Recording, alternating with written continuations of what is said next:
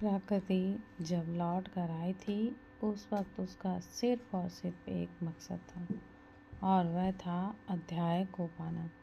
लेकिन इन दिनों उसने अपना दूसरा मकसद यह बना लिया था कि कैसे निष्ठा को हट किया जाए, और उसकी सिर्फ एक वजह थी, क्योंकि वो अध्याय की ज़िंदगी में थी।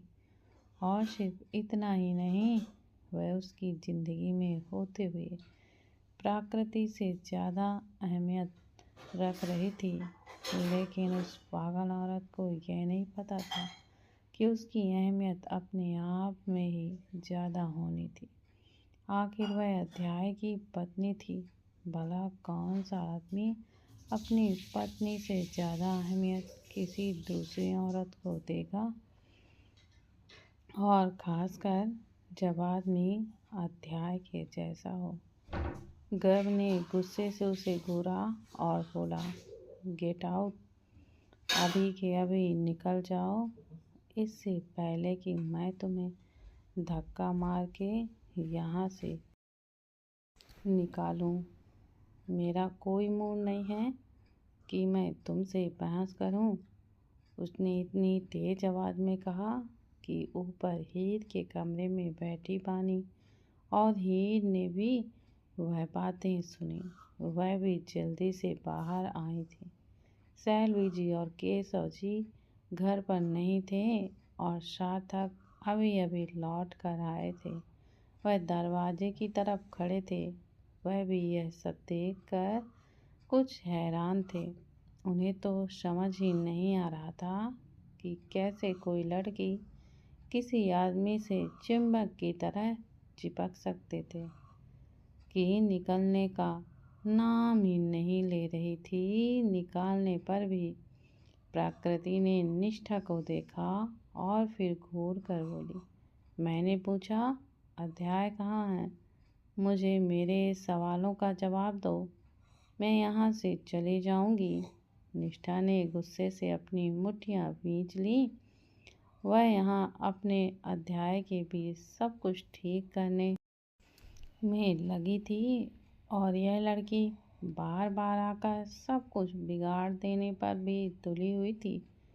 वह उतरकर नीचे आई और उसके सामने जाकर खड़ी हो गई। प्रकृति ने उसे देखा। निष्ठा की हाइट उससे थोड़ी सी कम थी, लेकिन वह गुस्से से प्रकृति को बस घूरे ही जा रही थी।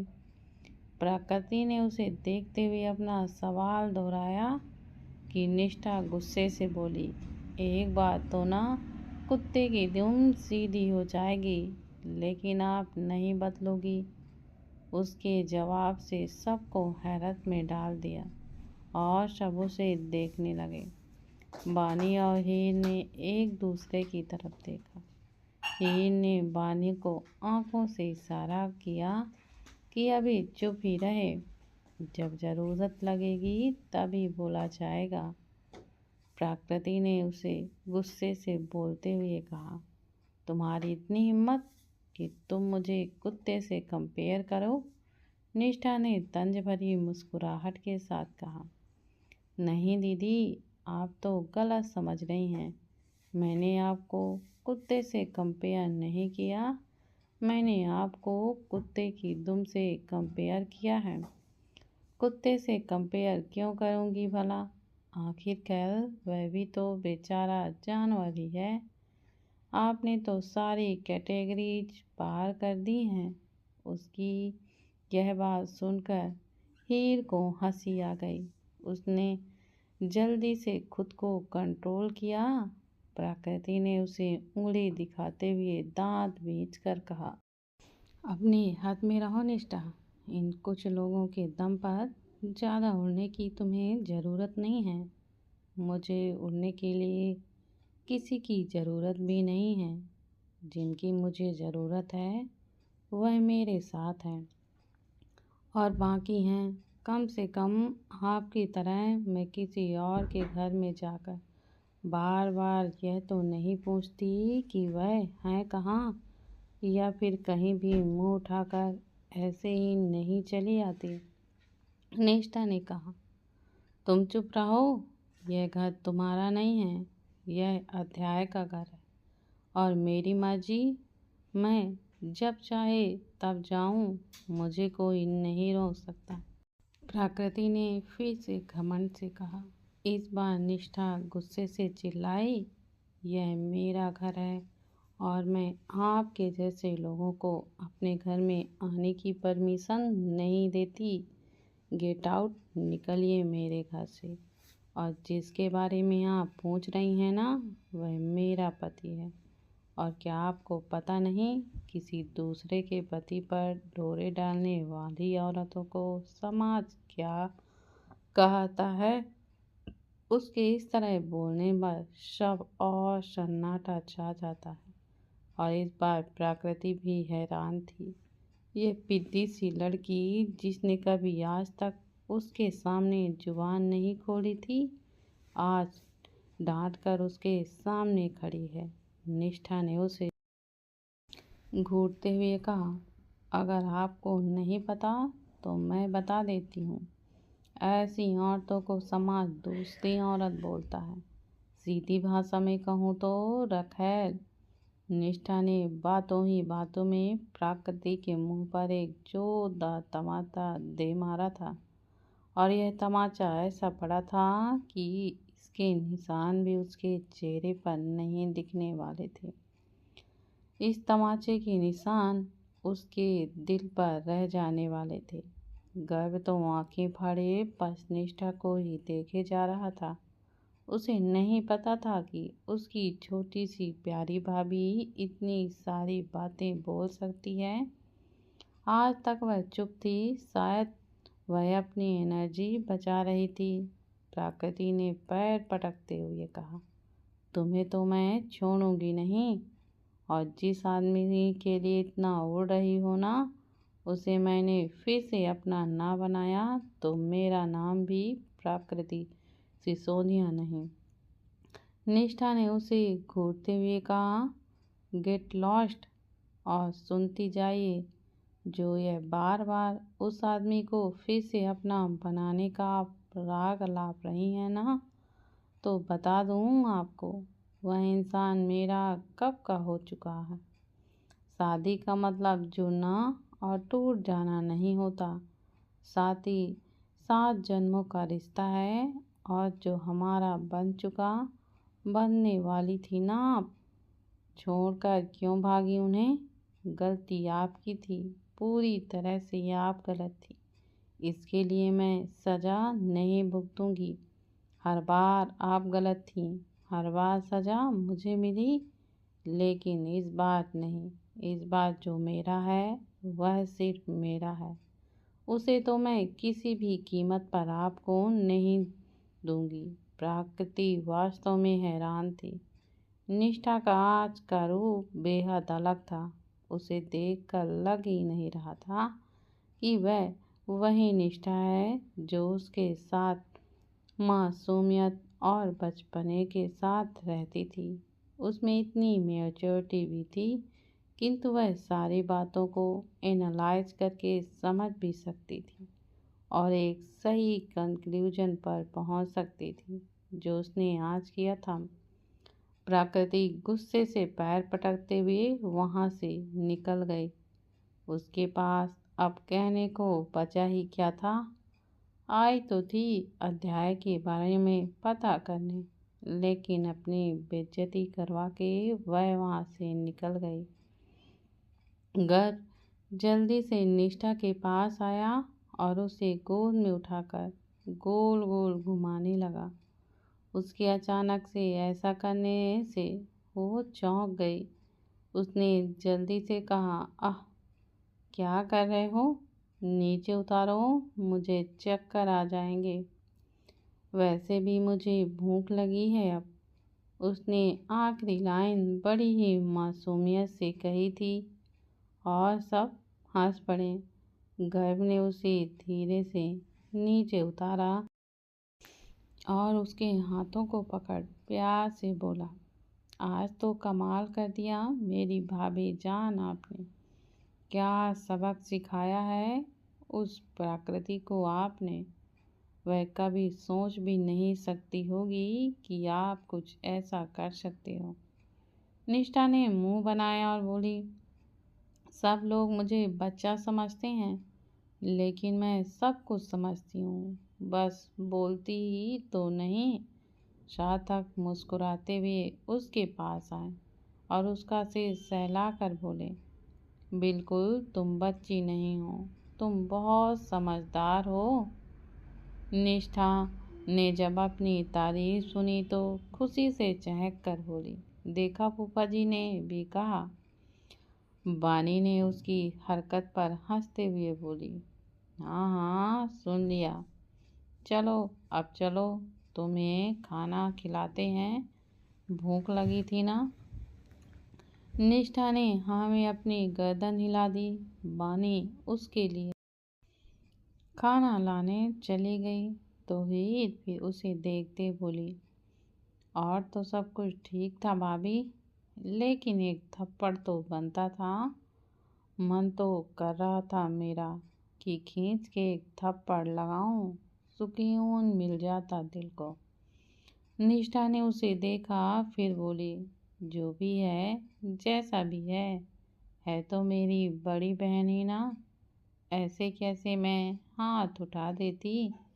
बस सहन कर रही हूँ तब तक जब तक मैं कर सकती हूँ। हीर उसे देखने लगी, वह ठीक ही कह रही थी। रिश्तों का मान सम्मान उसको अच्छे से आता था, लेकिन उसका यह कहना भी ठीक है कि वह तब तक सहन कर रही थी जब तक कि वह कर सकती थी। और कहते हैं ना, इंसान के सब्र का बांध जब टूटता है तो प्रलय होता है, जिसका छोटा सा नमूना निष्ठा सबको दिखा चुकी थी। निष्ठा ने जल्दी से खाना खाया और फिर वह सब वापस अपनी मंडी जमा करके बैठ गए। बातों ही बातों में हीर ने कहा, एक बार भाई वापस आ जाए, फिर हम लोग ना छोटे से टूर पर चलेंगे या फिर पिकनिक पर चलेंगे, मज़ा आ जाएगा, सब लोग साथ में होंगे तो। तभी पीछे से अर्थ की आवाज़ आई, मैं भी चलूँगा, मुझे और आयु को छोड़कर जाने का सोचना भी मत। हीर ने उसे देखा और बोली, हाँ हाँ, तुम दोनों को कौन छोड़कर जा सकता है भला। आयु भी उसके पीछे पीछे थी। वह दोनों चढ़कर बेड पर बैठ गए। वह सब बातों में मशगूल थे। अर्थ ने गर्व और हीर को देखा, जो किसी बात पर एक दूसरे को कहा सुनी कह रहे थे। अचानक उसके मन में ख्याल आया कि अगर उसकी छोटी सी बहन होगी तो वह उसको ढेर सारा ख्याल रखेगा और उससे बहुत सारा प्यार भी करेगा, लेकिन गर्व की तरह बिल्कुल भी नहीं झगड़ेगा। यह सोचकर उसने बानी की ओर देखा और बोला, मम्मा। बानी ने उसकी तरफ देखा तो वह झट से बोला, मुझे भी छोटी सी बहन चाहिए। उसके यह कहते ही सब लोग एकदम चुप हो गए और अर्थ को देखने लगे। बानी की नज़रें भी उस पर थीं। अचानक से उसे छोटी बहन की याद कहाँ से आई। बानी ने मन ही मन कहा, कहीं सार्थक ने इसके मन में यह बात तो नहीं डाली। लेकिन अगले ही पल उसने खुद से ही विचार को ना करते हुए कहा, नहीं नहीं, वह ऐसा कभी नहीं करेंगे। उन्होंने कहा था कि मेरी इच्छा के खिलाफ वह कभी नहीं जाएंगे। तभी हीर बोली, यह तुम्हारे मन में बहन का ख्याल कहाँ से आया। अर्थ ने उसे देखा और बोला, दी, अगर मेरी बहन होती तो मैं गर्भ भैया की तरह कभी उससे नहीं लड़ूंगा और ना ही उसे रुलाऊंगा। मैं उसको ढेर सारा ख्याल रखूंगा और उससे प्यार करूंगा। पर मम्मा, मुझे छोटी बहन दे तो सही। बानी उसकी बात सुनकर हैरत थी। इस छोटे से बच्चे के मन में इतने सारे ख्याल कहाँ से आ गए थे। लेकिन बानी जानती थी कि अर्थ बिल्कुल अलग इंसान है। वह छोटा सा बच्चा काफ़ी गंभीर और शांत रहने वाला था। सिर्फ कुछ लोगों के सामने ही वह खुलता था, वरना सबसे अलग बच्चा था वह। लेकिन उसका यह कहना बानी को अजीब सा एहसास दे गया। एक तरफ सार्थक की इच्छा को वह मान कर चुकी थी, भले ही पूरी तरह से नहीं, लेकिन फिर भी उसके दिमाग में दूसरे बच्चे की कोई ख्वाहिश नहीं आई थी। लेकिन अर्थ के कहने पर ना जाने क्यों उसके मन में दूसरे बच्चे की ख्वाहिश जगने लगी थी। उसने खुद को होश में लाते हुए कहा, इमोशनल फूल मत बन बानी, ठीक से सोच। तभी निष्ठा बोली, सही तो है बुआ, आपको सेकंड बेबी प्लान करना चाहिए। वैसे भी यार 5 साल का हो गया है, वह अपना लगभग ख्याल खुद रख सकता है। और बाद में बाकी सब लोग तो हैं ही, और फूफा जी भी तो हैं, वह भी तो हैं आपका और अर्थ का कितना ख्याल रखते हैं। वानी ने उन सबको देखा और उठकर बाहर निकलते हुए बोली, मैं बाद में आती हूँ, कुछ काम था मुझे। ये बोल वो झट से कमरे से बाहर की ओर निकल गई।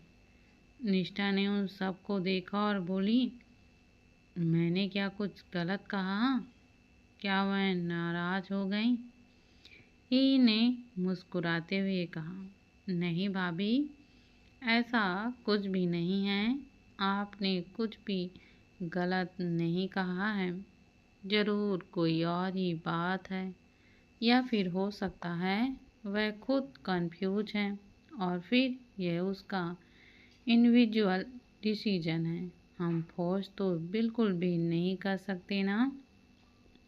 निष्ठा ने भी उसकी बात सुनकर हामी भर दी। इधर अध्याय सुबह 7 बजे का निकला, रात के लगभग 9:30 बजे दिल्ली पहुंचा। वह बाई कार ट्रेवल करके गया था, क्योंकि लास्ट मोमेंट पर ना तो फ्लाइट अरेंज हुई, ना ही कोई और साधन था। इसलिए उसके पास कार से जाने के अलावा और कोई दूसरा ऑप्शन भी नहीं था। उसने होटल में चेक इन किया और सबसे पहले रूम में आते ही निष्ठा को फ़ोन लगाया।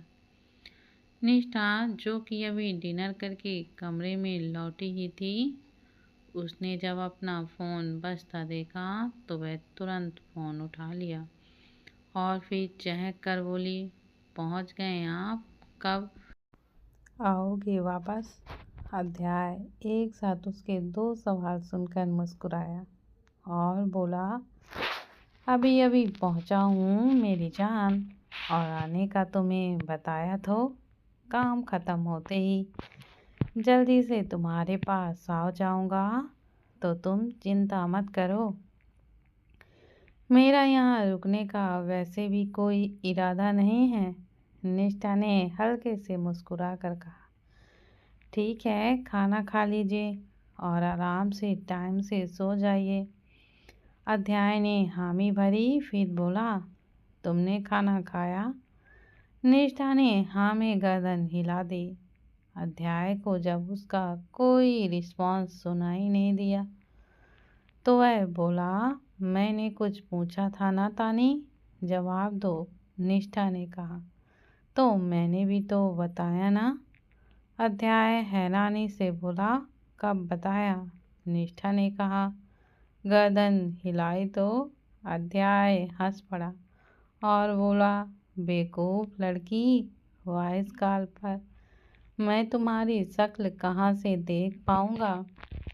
मुझे कैसे पता होगा कि तुम गर्दन हिला रही हो या फिर नहीं? उसकी बात सुनकर निष्ठा ने अपने सिर पर चपात लगाई और बोली, सॉरी। अध्याय मुस्कुरा कर बोला, कोई बात नहीं, खाना खा लिया है तो थोड़ी देर पढ़कर आराम से सो जाना, ज़्यादा देर रात को जगना मत। निष्ठा ने ओके कहा तो अध्याय बोला, अच्छा मैं फ्रेश होकर आता हूँ, बाद में बात करूँगा। निष्ठा ने हामी भर दी और फ़ोन रख दिया। वैसे भी वह थका हुआ था, यह बात वह भी जानती थी। 14 घंटों का लंबा सफ़र करने के बाद जाहिर था थकान होनी ही थी। अध्याय जल्दी से फ्रेश होकर आया और पहले अपने लिए खाना ऑर्डर किया। थोड़ी देर बाद उसका खाना भी आ चुका था। उसने खाना खाया, लेकिन आज ना जाने क्यों वह खाना खाने जैसा लग ही नहीं रहा था। उसे खाने का स्वाद भी बेस्वाद सा लग रहा था। उसने थोड़ा बहुत कुछ खाकर प्लेट साइड कर दी और थोड़ी देर कुछ इम्पोर्टेंट डॉक्यूमेंट्स और फाइल रीड करने के बाद बेड पर आ गया। उसने टाइम देखा तो 11:30 हो चुके थे। पहले उसने सोचा कि निष्ठा को कॉल कर ले, लेकिन फिर लगा कि वह शायद सो चुकी होगी, इसलिए कॉल करना उसे ठीक नहीं लगा। वह आराम से आकर बेड पर लेटा, लेकिन आज तो कमबख्त नींद भी आने को तैयार ही नहीं थी। अध्याय बस करवटें बदले जा रहा था। उसने झल्लाकर खुद से कहा, आज नींद क्यों नहीं आ रही है, लेकिन उसे कहाँ पता था कि निष्ठा को बाहों में लेकर जो सुकून से सोया जा सकता था, वह आज बिना उसकी बाहों की नींद कहाँ से ही आती। वह अभी करवट ही बदले जा रहा था कि उसका फ़ोन बजा। उसने फ़ोन देखा तो निष्ठा का था और इस बार वीडियो कॉल था। उसने कॉल पिक किया। सामने निष्ठा का चेहरा था। अध्याय उसे देखा और बोला, सोई नहीं तुम अब तक? कहा था ना वक्त से सो जाना। नींद नहीं आ रही थी। सच कहूँ तो आपके बिना बिल्कुल भी अच्छा नहीं लग रहा है। नींद भी नहीं आ रही है। जब तक आप सुकून से अपनी बाहों में भरकर मुझे सुलाते नहीं हैं, तब तक नींद ही नहीं आती। अब कहाँ से सोऊंगी मैं? आप तो हो ही नहीं मेरे पास। अध्याय ने एक गहरी सांस ली। अब उसे समझ में आ रहा था कि उसकी नींद कहाँ गायब थी। वह हल्के से मुस्कुराया और उसे देखकर बोला, मैं यहीं हूँ तानी, आराम से सो जाओ। तुम्हें सुबह कॉलेज जाना है, भूलो मत। सेमेस्टर एग्ज़ाम करीब है। निष्ठा बस एकटक उसे ही देख रही थी। आज उसका मन काफ़ी हल्का था, शायद प्रकृति पर अपनी भड़ास निकालने की वजह से। शायद इस वजह से कि उसने उसे उसकी असली जगह दिखा दी थी कि अध्याय उसका था, उसमें कोई दो राय नहीं थी। लेकिन आज प्रकृति के सामने भी वह इस बात को साबित कर चुकी थी। अध्याय ने उसे जब खुद को एकटक देखते पाया तो मुस्कुरा कर बोला, इतना ज़्यादा याद कर रही हूँ? निष्ठा ने हाँ में अपनी गर्दन हिला दी।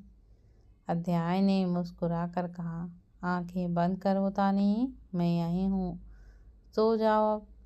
निष्ठा ने कुछ पल उसे देखा, फिर अपनी आंखों को बंद कर लिया। अध्याय बस एकटक उसे ही देखे जा रहा था। वह जानता था वह सो जाएगी, बस उसे कुछ देर अध्याय की नज़दीकियों का एहसास कराना था जो वह कर रही थी। यूँ तो दोनों मीलों दूर थे, लेकिन इस छोटे से वीडियो कॉल ने दोनों को बेहद ही पास कर दिया था। थोड़ी देर में निष्ठा सो चुकी थी। अध्याय मुस्कुराया और फ़ोन की स्क्रीन को छूते हुए बड़े ही प्यार से बोला, बिल्कुल बच्ची हो तुम। उसने कॉल कट किया और अपने पास में पड़े पिलो को हग करते हुए अपनी आँखों को बंद करके बोला, जल्दी ही आ जाऊँगा और फिर सोने की कोशिश करने लगा। शरीर पर थकान हावी होने लगी थी, इस वजह से नींद भी जल्दी ही आ गई। वह दोनों सुकून से सो गए। इधर प्रकृति झल्लाई हुई थी। निष्ठा के जवाब से उसने कभी सोचा नहीं था। निष्ठा भी उसे ऐसा जवाब दे सकती थी। अश्विनी जी आज घर पर नहीं थे, वरना उसका सारा गुस्सा उन्हीं पर निकलता और वह जानती थी अगर यह गुस्सा अश्विनी जी पर निकलता तो उसके लिए अध्याय को पाने का रास्ता थोड़ा सा और आसान हो सकता था। उसे तो वैसे भी ड्रामा करने की आदत थी और उसने सोच लिया था कि उसे आगे क्या करना है। अश्विनी जी को इमोशनल ब्लैकमेल तो वह बचपन से ही करती आई थी। भला अब भी वह आदत कैसे छूट जाती, और वह इस आदत को बिल्कुल भी छोड़ने वालों में से नहीं थी। प्रकृति ने मन ही मन खुद से कहा, तुम्हारा गुरु तोड़ना ही होगा निष्ठा।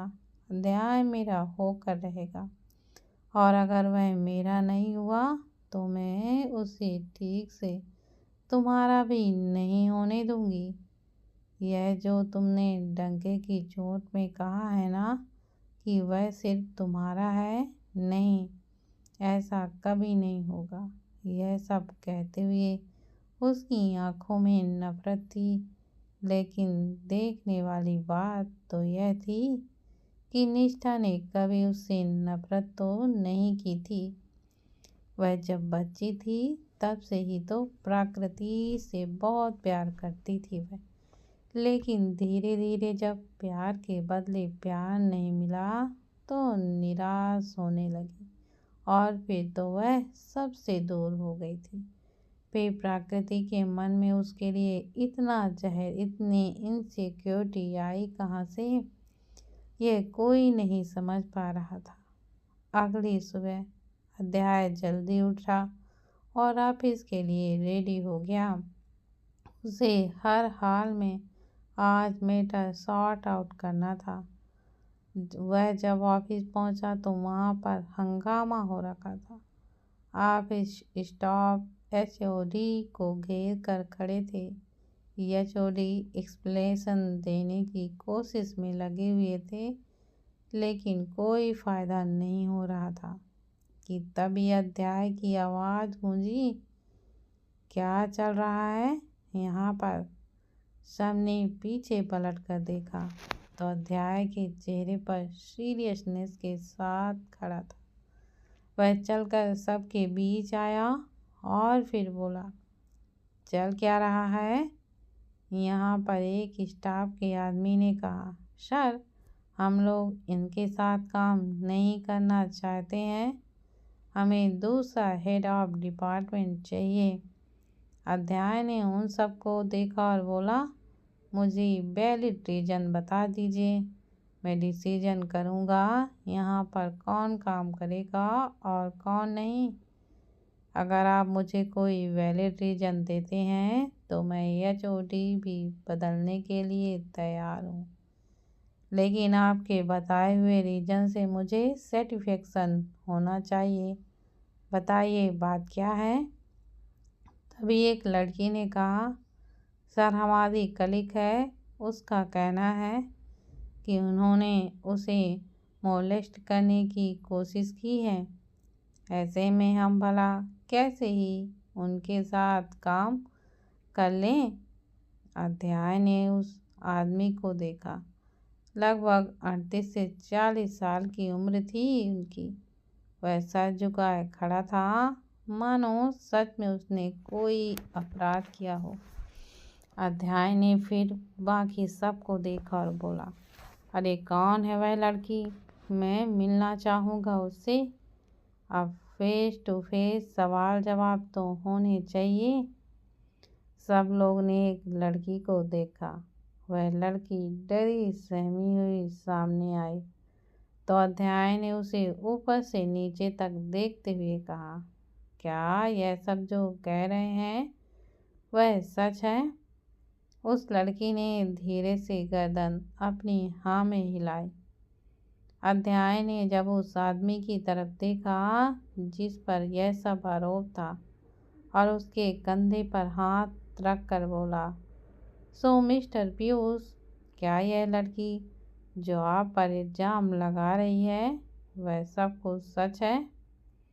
उस आदमी ने अध्याय की ओर देखा और फिर वह धीरे से बिल्कुल नहीं सर, मैंने कुछ नहीं किया।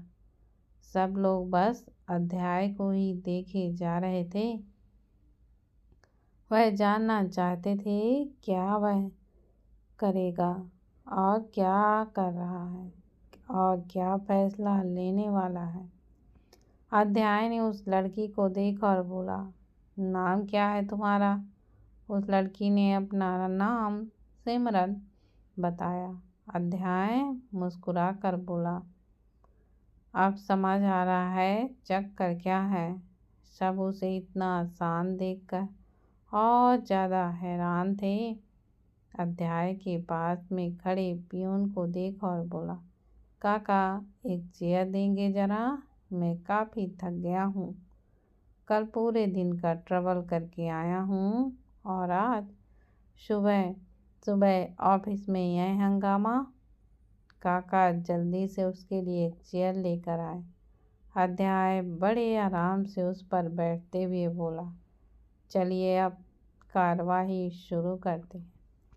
वह काफ़ी हल्के हल्के अंदाज में यह सब बोल रहा था, लेकिन सब लोग उसे हैरानी से ही देख रहे थे। किसी को समझ ही नहीं आ रहा था कि उसके दिमाग पर चल क्या रहा है। और अध्याय यही तो चाहता था, सबको कंफ्यूज कर सके। उसने सिमर को देखा और बोला, सो मिस सिमर, पूरा नाम तुम्हारा सिमर अरोरा है, आई एम राइट? उस लड़की ने हाँ में अपनी गर्दन हिलाई। फिर अध्याय ने पीयूष को देखा और बोला, पीयूष जी, ये वही लड़की है ना जिसके प्रमोशन को आपने रिजेक्ट करवा दिया था? उसके इतना कहते ही यह सब हैरानी से उसे देखने लगे और आपस में धीरे धीरे खुसुर फुसुर करने लगे। वहीं सिमर की सिट्टी पिट्टी गुल हो गई। उसे लग रहा था कि वह पकड़ी जाएगी। पीयूष ने उसे देखकर हाँ में गर्दन हिलाई तो अध्याय ने हंसकर बोला, लीजिए, सारा खेल आप लोगों के सामने है। इस लड़की का प्रमोशन रुकवाया गया क्योंकि इसके काम में काफ़ी गड़बड़ी मिली थी।